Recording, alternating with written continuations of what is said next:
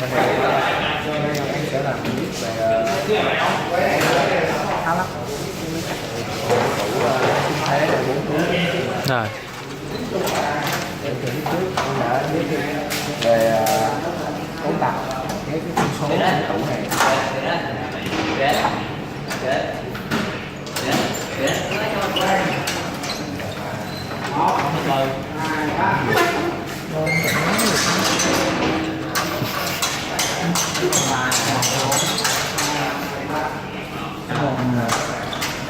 Sau khi mà bấm xong bằng rồi không phải đó cấu tạo hẳn bên trong cái tủ mình sẽ ngồi nè. Mày chưa đóng mấy mà mày mở rồi. Bây giờ Nó mở là đóng. Đây cổ á. đúng rồi đó. Mà mình thay độ xong rồi. Dừng lại. Hả? Đây tại kèm điện. Có miếng sơ sơ.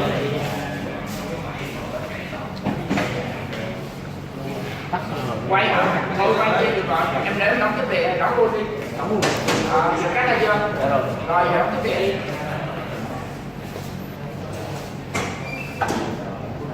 Đầu quay cái quay đầu quay. Không quay. Rồi đóng cái tiền.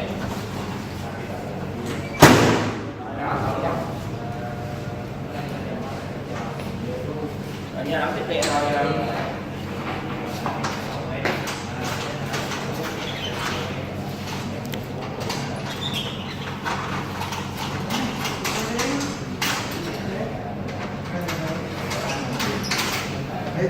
Thì giờ còn nếu mà muốn kéo cái cắt ra đó, được chưa? Giống như trong video đó thì mình đóng tù lại.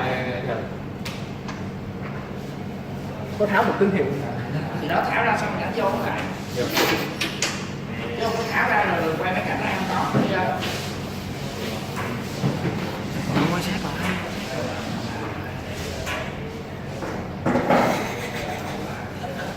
Thấy gục tay.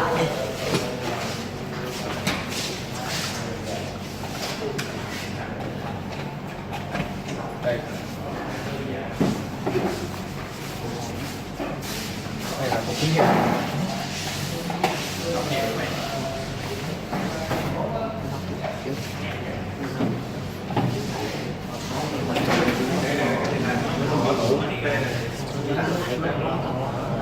Tháo ra chưa? Nghe rồi. Rồi sao mình gắn lại chưa? Dạ chưa.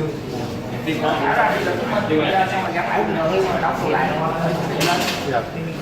Thì đây là cái thành xoay sẽ đưa mấy cắt ra. Sầm đó này. Mình là control. Con số mình mở tủ ra.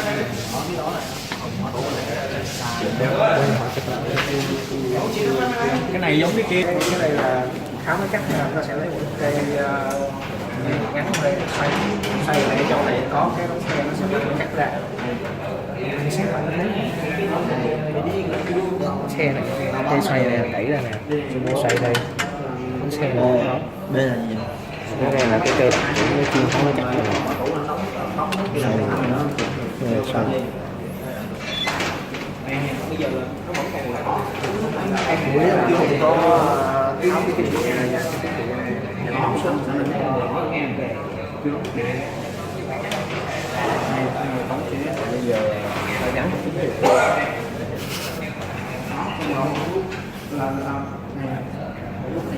đóng cái điện nha, cái điện chưa đóng rồi nè, cái điện đóng lại rất nhiều rồi.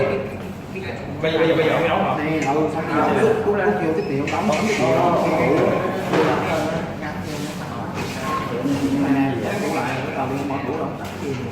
Nhớ khi mà tao tiền ra hàng cái giải dừa tao lấy thôi.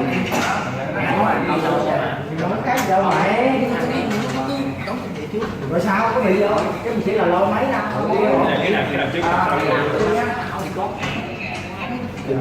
Chưa gắn nó không có cho ấy đâu. Phải gắn Quay cái điện nó khóa nó quay thôi. đến gần cho nó.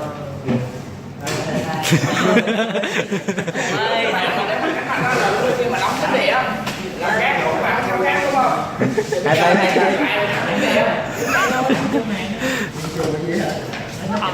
Thành báo không sao. Bữa vừa chạm vô là nó ấy rồi. Chậm với lại do các bạn chỉ còn méo nhắm các bạn. chắc dễ. bây giờ đóng kích điện lên. Rồi, Từ mày chưa on mà mày phải thấy cái này đó. Đóng kích điện lên mình mới on. Thì đóng cái địa đó, nhưng mà nước on bên ngoài chứ quên.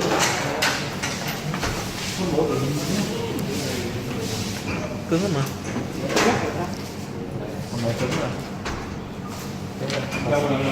Tao sợ nó nghỉ thôi à. Cái sẽ nhảy cái bên trong này. Mạnh lên. tôi nghĩ là cái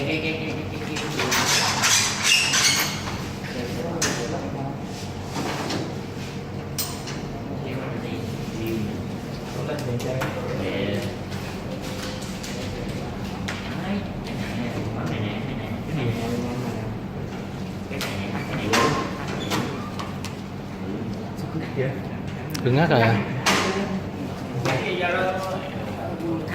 tại vì các bạn cần kéo nó cắt ra chúng ta phải đưa cái xe này vô.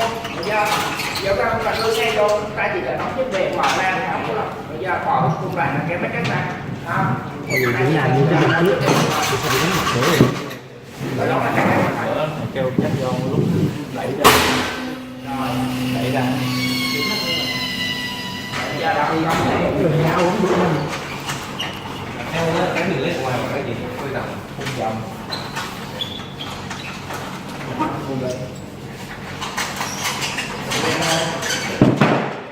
Đặt không?